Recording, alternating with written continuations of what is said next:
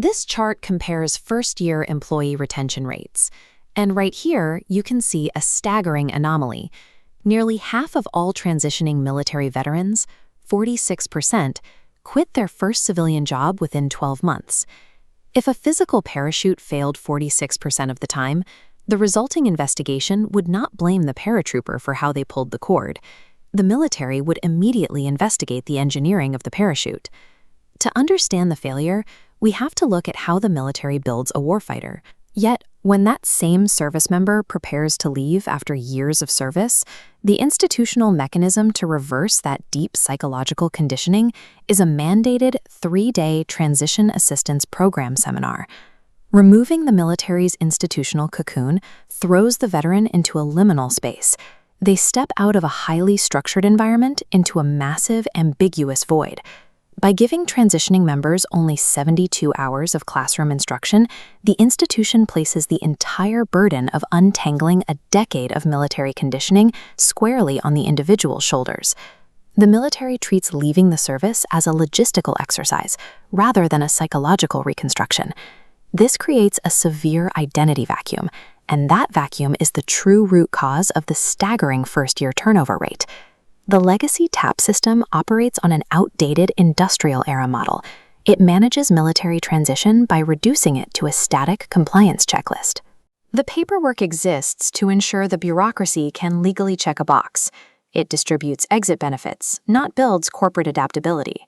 This creates a narrative skewed heavily toward maximizing VA disability ratings and healthcare entitlements, distracting veterans from maximizing their future corporate earning potential.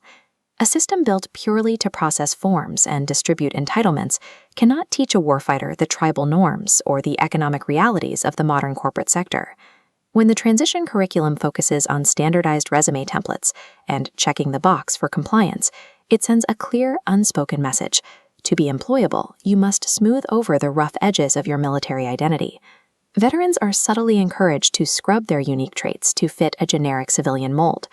As this diagram shows, when those generic resumes hit modern, AI-driven corporate screening software, they are instantly blocked.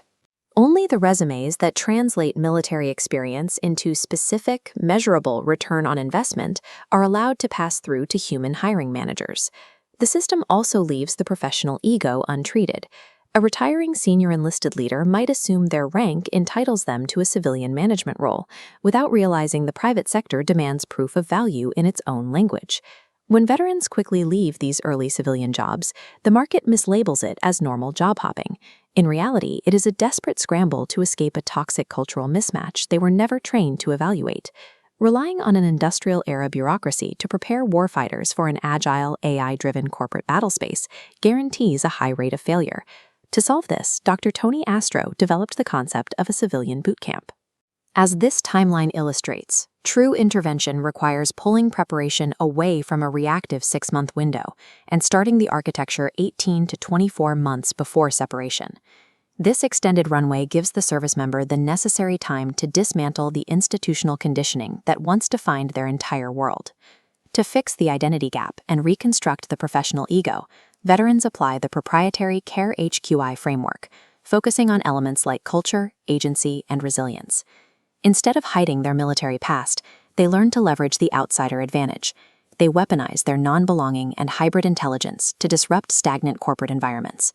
Success is measured by how effectively a veteran translates their specific military lethality into civilian corporate revenue. By abandoning the illusion of the bureaucratic checklist and committing to a systematic reconstruction of their identity, veterans are equipped to dominate their second careers.